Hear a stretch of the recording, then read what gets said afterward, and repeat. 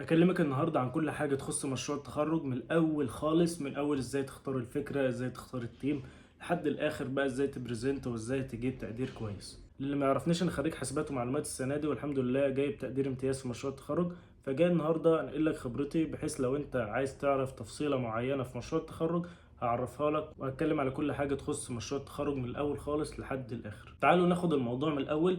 ازاي تختار التيم بتاعك؟ التيم بتاعك يا اما هيكون 5 اشخاص يا اما 10، وغالبا هو هيكون 10. تبدأ بقى ان انت تختارهم من بداية سنة تالتة لحد بقى ايه اوائل سنة رابعة كده، وما تستغربش لان بداية سنة تالتة كده مش بعيدة، لان الناس بتبدأ انها تجمع بعضها من اول. يعني لو انت مثلا في تيم عايز يعمل حاجة كويسة، فبيبدأ ان هم يهنتوا الناس اللي معاهم فعلا تراك.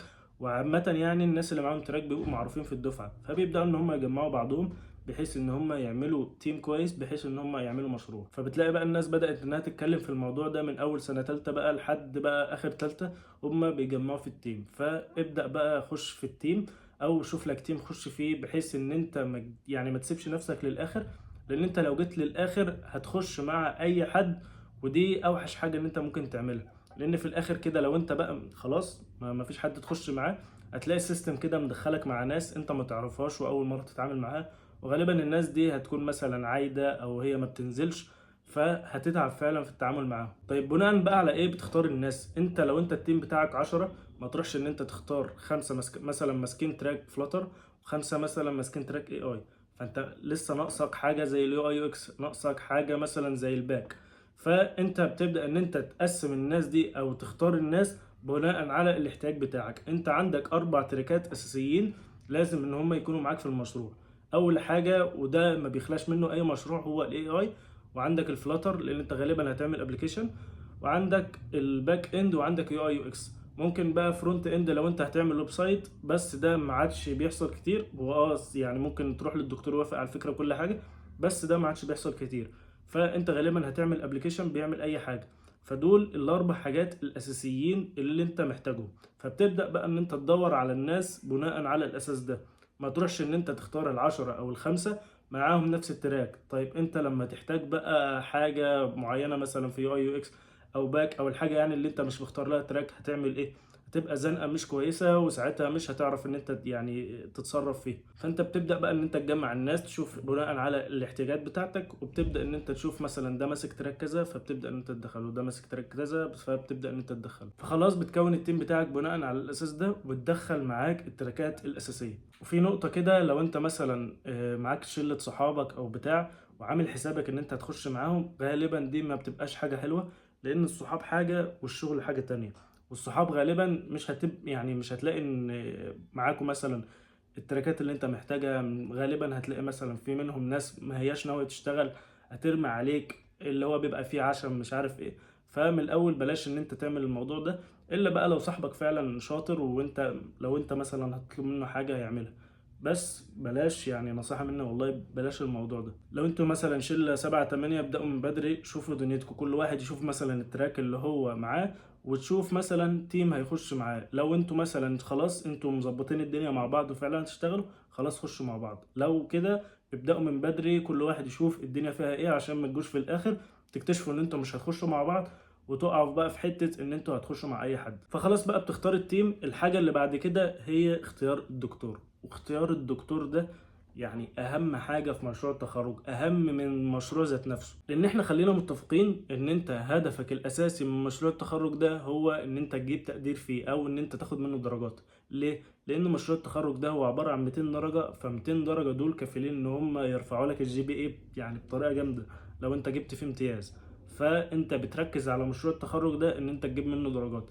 الا بقى لو انت داخل يعني بمشروع التخرج ده داخل بيه مسابقه او حاجه، بس في الاخر برضه هتبقى عايز تجيب منه درجات. هو لو انت داخل بيه مسابقه هتبقى حاجه كويسه وهتنافس وكل ده، بس في الاول والاخر انت هدفك الاساسي من مشروع التخرج ده ان انت تجيب منه درجات. فاللي بيبقى ماسك موضوع الدرجات ده هو الدكتور. فانت اهم حاجه ان انت تختار دكتور كويس فعلا يجي في الاخر يقدر تعبك طول السنه، ويديك الدرجات اللي انت تستحقها. ممكن حد يقول لي ازاي اختار الدكتور وبناء على اي اساس؟ انا ما اعرفش الدكاتره، او يعني ما اتعاملتش معاهم قبل كده. بسيطه، انت بتبدا تسال الناس اللي اكبر منك، الناس اللي اتخرجت، تبدا تسالهم الدنيا ماشيه ازاي، الدكاتره دي كويسه ولا مش كويسه، الدكتور مثلا اللي كان معاك عمل ايه.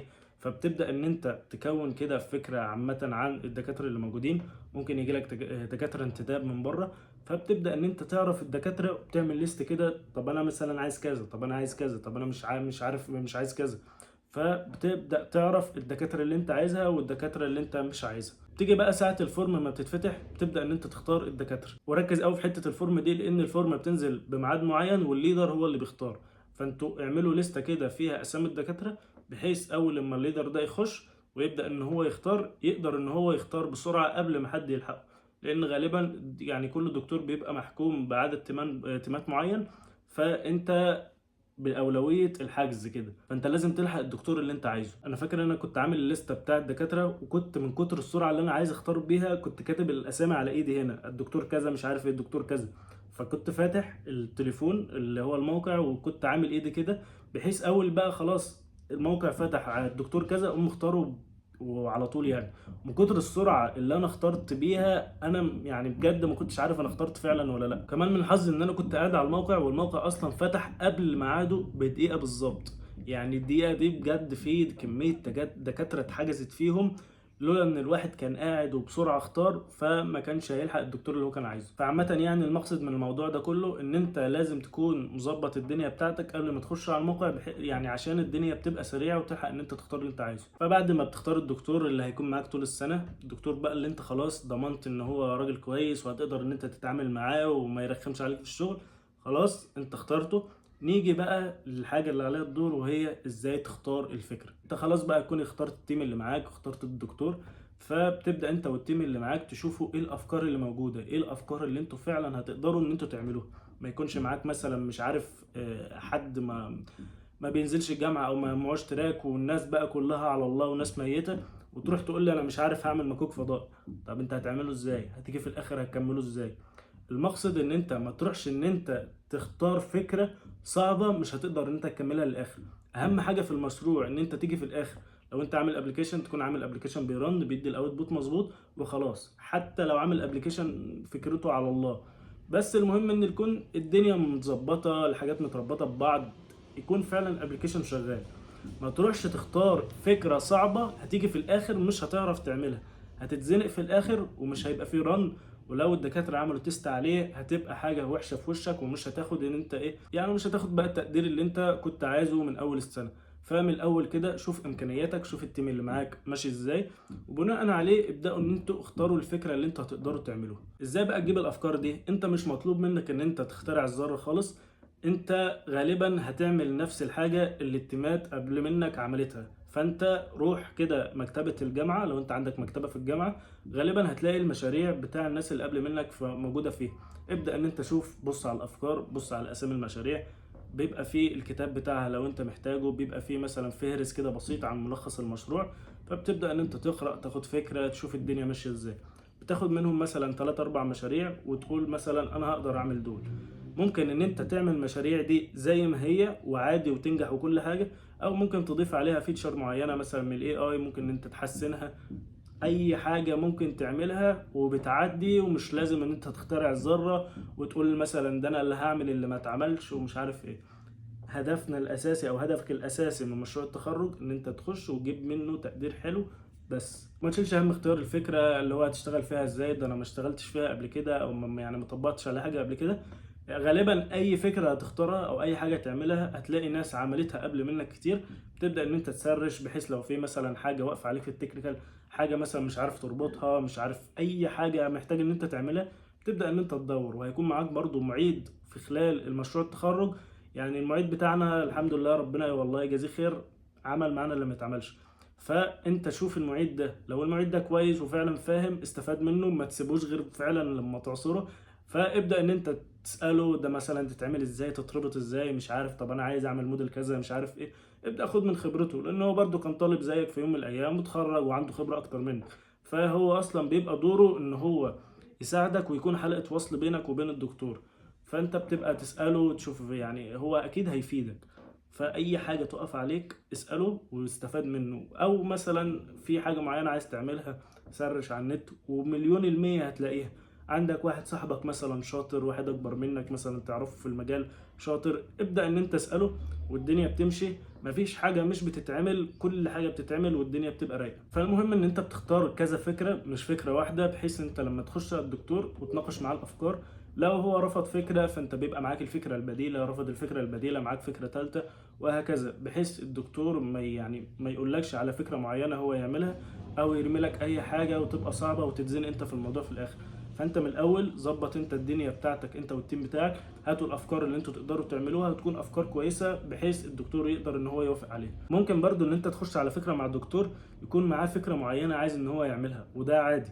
ممكن الدكتور ده يكون يعني معاه مثلا فهرس للفكره او حاجه هتطبق ازاي، بحيث ان انتوا بقى خلاص ما تتعبوش نفسكم في الفكره وتبداوا ان انتوا تطبقوها. وغالبا الدكتور اللي بيعمل كده بيبدا ان هو يساعدك طول المشروع في ازاي تتعمل، لان ده خلاص بقى فكرته وانتوا هتطبقوها. وغالبا ممكن تخشوا بيها مسابقه بعدين، بس ده بيبقى على حسب الدكتور، يعني مش كل الدكاتره بتعمل كده. فالمهم بعد خلاص بقى ما بتخش للدكتور وتصدقوا على الفكره والدنيا بتمشي، بتبداوا بقى ان انت تشتغلوا في الفكره طول السنه، من اول مثلا نص الترم الاول كده لحد اخر السنه. بتبداوا ان انتوا تعملوا حاجات مبدئيه، بتاع اليو اي يو اكس يعمل ديزاينات مبدئيه، اي اي يعمل موديلز مبدئيه. كل واحد يبدا ان هو يجرب شغله. كل اسبوع بتروحوا تتناقشوا مع الدكتور، او على حسب بقى الدنيا ماشيه ازاي، تروحوا تسلموا الحاجات اللي انتوا عملتوها. لو الدكتور مثلا عنده ملحوظه او عنده اي حاجه محتاج انها تتغير، فبيبدا ان هو يناقشكم، يقول لكم مثلا اعملوا كذا، لا ما تعملوش كذا. وبتبداوا ان انتوا تشوفوا الحاجات اللي محتاجه تتعدل وتعدلوها، الحاجات اللي محتاجه تتعمل وتعملوها، وهكذا. هيبقى في جزئيه مهمه جدا ممكن ما يكونش حد واخد باله منها، وهي الكتاب ده يعني حوار في مشروع التخرج بجد، وحاجة رخمة. فانت لازم تكون معاك حد يعرف يشتغل على الوورد، او حد على الاقل، يعني مش شرط ان هو يكون بيعرف يشتغل، هو هيتعلم، بس حد يكون باله طويل. لان موضوع الكتاب ده بجد ارخم حاجة في مشروع التخرج. والدكتور هيبدأ ان هو يطلب منك تغييرات ومش عارف ايه، والتغييرات دي ممكن في الكتاب تأثر على حاجات تانية وترجع ان انت تعدل. فهي ليلة كبيرة. ممكن اصلا لو انت التيم بتاعك 10، تعمل حد بس من ال10 دول حد مخصص ان هو يعمل الكتاب طول السنة عادي. فدي يعني ده موضوع كبير، وموضوع محتاج فعلا ان انت تقعد تفكر تشوف مين اللي هيعمله. وبالمناسبة هو مش بيكريت الكلام كله او مش بيكريت الكتاب كله، هو كل واحد مثلا بيكون معاه شابتر، الاي اي مثلا معاه شابتر، الفلاتر معاه شابتر، او التولز كلها في شابتر. الحاجات دي كلها انتوا كلكم او كل واحد بيكتب الجزء بتاعه، بحيث انت تكون عارف ايه اللي مكتوب في الشابتر بتاعك. ما يكونش مثلا بتاع الكتاب ده هو اللي كاتب حاجاتك او كلامك، وهو اصلا انت الحاجات دي مش عاملها في المشروع. فكل واحد عامل حاجة هو بيكتبها وبيبعتها لبتاع الكتاب ده، وبتاع الكتاب بقى بيبدأ ان هو يحطها في الكتاب، يحط معاها صور، ينسقها. فالموضوع ده بيبقى رخم ومحتاج وقت فعلا. فالمهم بقى انتوا بتشتغلوا طول السنة بقى من ناحية كتاب، من ناحية تكنيكال، بتبدأوا ان انتوا تسلموا في شوية حاجات بقى لازم تكون عارفها. وهي انت لازم تنجز نفسك في الاول، ما تزنقش نفسك في الاخر، ما تسيبش نفسك للاخر ما تكونش عارف حاجة. بحيث انت هيكون معاك وقت في الاخر كده. لو انت سبت وقت يعني في الاخر هتعرف ان انت تراجع، تعرف ان انت تعمل تيست، تعرف ان انت تراجع مثلا على البرزنتيشن.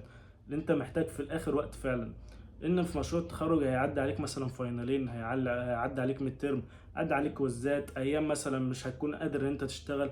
فكل ما انت خلصت نفسك بدري بدري، كل ده ما هيبقى في صالحك. تاني حاجه لازم تاخد بالك منها، وهي لو انت خلصت نفسك بدري بدري، او مثلا لو انت في الاي اي وعملت موديل، ما تروحش تسلم الموديل كامل للدكتور. ليه؟ لان الدكتور هو شغله ان هو يناقشك كل اسبوع في الحاجه اللي انت عملتها.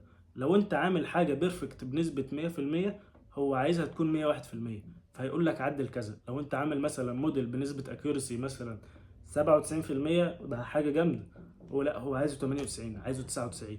هتبدا بقى ان انت تعدل كل حاجه هو عايز يعملها، تبدا ان انت تعدل وراه. حتى والله لو انت عامل حاجه هو كده كده هيقول لك عدل. فانت من الاول كده، لو انت مثلا عامل موديل وخلاص بقى انت عرفت الدنيا هتمشي ازاي ومظبط شغلك، زي ما قلت لك من شويه، انت خلاص بتشتغل اول باول. فتعالى كل مره وسلم له جزء معين، الجزء معين ده مثلا والله هيقول لك في تغيير معين. فانت بتبتدي بقى تقسم السنه دي على الاجزاء بتاعتك، بحيث انت خلاص وصلت للاخر، عملت الموديل اللي انت عايزه، وفي الاخر برضو الدكتور عدل على كل حاجه هو عايزها. ما تضطرش بقى ان انت مثلا وليكن عملت الموديل وجيت سلمته قبل الفاينل بتاع الترم التاني باسبوع مثلا او باسبوعين، او يعني يا عم سلمته قبله بفتره. فالدكتور مثلا طلب منك تغيير، قال لك الطريقه او الابروتش بتاع الموديل ده مش عاجبني. غيرهولي. انت ساعتها هتضطر بقى تغير كل الشغل بتاعك من الاول، وتقوم جايبه بقى ومغيره مش عارف ايه، وهيكون ساعتها مثلا داخل على فاينل او معكش وقت. فعشان كده انت ما يعني ايه، ما تحاولش ان انت تفاينل الموضوع كده او تفاينل المشروع وتروح تسلمه على طول. انتوا كل واحد يشتغل على جزء يروح يسلمه وهكذا، والتعديلات هتبقى بسيطة، والحاجات يعني ايه الموضوع هيبقى ماشي رايق، وانت كده كده هتكون مختار دكتور كويس انت قادر ان انت تتعامل معاه، فده موضوع برضو هيريحك جدا. بس انا بتمشي لو في اي تعديلات بتعدلها، اي حاجه بقى في الكتاب في التكنيكال، بحيث ان انت اول لما توصل للاخر الابلكيشن بقى بيكون شغال، وانت خلاص بقى خلصت موضوع التربيط، انتوا ربطتوا كل تراك ببعضه او ربطتوا كل حاجه ببعضها، والابلكيشن بقى بيدي اوتبوت مظبوط، كل حاجه بقى خلصت. نيجي بقى لاهم جزئيه برضو، هو كل حاجه مهمه برضو بس البرزنتيشن ده بيبقى مهم جدا، وده بجد اللي هيرفعك في الدرجات. ليه؟ احنا كان عندنا 50 درجة على طول السنة من ناحية بقى حضور ومناقشات وأي حاجة أنت بتعملها، فأنت بتاخد عليها 50 درجة. المناقشة النهائية دي بقى بيبقى عليها 150 درجة. فأنت لو أنت جامد طول السنة وعامل ابلكيشن محترم وكل حاجة، بس جيت ساعة البرزنتيشن ما أديتش، أكنك ولا عملت أي حاجة وضيعت على نفسك مجهود السنة كلها. فانت لازم تظبط موضوع البرزنتيشن ده. طيب ازاي بقى تظبطه؟ عندك جزئين تشتغل عليهم، جزء السلايدز وجزء البرزنت ذات نفسه. من ناحيه السلايدز انت بتعمل سلايدز مقريه، سلايدز كويسه بحيث بقى تكون الوان محترمه، مثلا الكلام يكون مقري، لان انت هتبقى في قاعه، الناس مثلا لو شايفاك قاعده بعيده فالحجم الخط بقى ما يبقاش صغير وبتبقى الدنيا رخمه. فبتبدا ان انت تظبط السلايدات بحيث الناس تكون مرتاحه لها، وما تحطش في السلايدات دي كلام ما تكونش انت عارف معناه، او ما تكونش عارف انت ده ايه. لان انت لو الدكتور مثلا وقفك وناقشك فيها وانت ما طلعتش عارف معناها او ما طلعتش عارف ده ايه، هتبقى مشكلة كبيرة، ممكن يشك ان انت سارق المشروع او شاريه. فدي بتبقى مشكلة، ومش هيكون معاك اي اثبات ان انت تثبت له ان انت اللي فعلا اللي عامل المشروع. فما تحطش نفسك في الموقف ده، حط في السلايدات الحاجات اللي انت تكون عارفها، حط فيهم نقط بس حاجات توضح الفكرة، وانت كده كده ده شغلك، انت هتبقى واقف بتتكلم عن المشروع براحتك خالص. تاني جزء بقى وهو البرزنتيشن ذات نفسه. البرزنتيشن ذات نفسه في ناس كتير بتقلق منه، انا كنت شفت ناس بجد بتعيط قبل ما تطلع على الستيج، مع ان الموضوع ده هو بجد هو ممكن يكون رخم قبل ما تطلع، بس اول ما تطلع عادي. ايه اللي بيحصل يعني؟ هو في جملة معينة كده بتتقال دايما في مشروع التخرج ده، يعني اللي اتخرجوا قبلي اتخرجوا ازاي؟ اللي هو اهبل منك وتخرجوا خلاص انا هتخرج. فانت بتطلع ومهما بقى تأدي بتأدي، الدنيا بتبقى ماشية، انت بتعرف مثلا ازاي تمسك المايك، تثبت المايك عشان ما تروحش ويجي، بتبقى حاجة رخمة، بتبقى عارف الكلام اللي انت هتقوله، فانت كده كده شغلك. ما بتبقاش حافظ كلمتين طالع تقولهم وخلاص، لا انت مثلا لو انت في الاي اي فانت بجد هتتغسل اسئله. فانت لو طالع حافظ كلمتين والدكتور مثلا وقفك في النص، ساعتها مش هتقدر ان انت تكمل كل الكلام اللي انت كنت بتقوله. فانت بتطلع انا عامل كذا، مش عارف عامل كذا، عامل كذا، والنقط اللي انت عاملها في السلايدات بتوضح الكلام بتاعك. لو انت مثلا وقع منك كلمه وعايز تبص على السلايدات تفتكرها، او عايز توضح حاجه على السلايدات، بتبدا ان انت توضحها له. لو الدكتور مثلا ناقشك في حاجه تبدا ان انت ترد عليه، ده شغلك وهتقدر ان انت ترد عليه عادي. ولو الدكتور برضو سألك في حاجه وما قدرتش ان انت ترد، عادي جدا، ده مش بيأثر على حاجه. المهم ان انت ايه، تعرف تهندله. لو انت سألك مثلا في حاجة انت مش عارفها، ما تسكتش، يعني قول حاجة منطقية بحيث ان انت تهرب من السؤال. اهرب من السؤال ده مثلا، روح لإجابة تانية، اللي هو مشي الدنيا. البرزنتيشن كلها اصلا بتبقى تلت ساعة او ربع ساعة، بتبقى متقسمة عليكم، وبيبقى فيه كذا تيم في اليوم. فالدكاترة بتبقى عايزة تشوف انت عملت ايه في اسرع وقت. الراجل مثلا او اللي بيطلع يتكلم كتير ده ما بيبقاش كويس، والدكاترة اصلا بتزهق منه وممكن تنزله.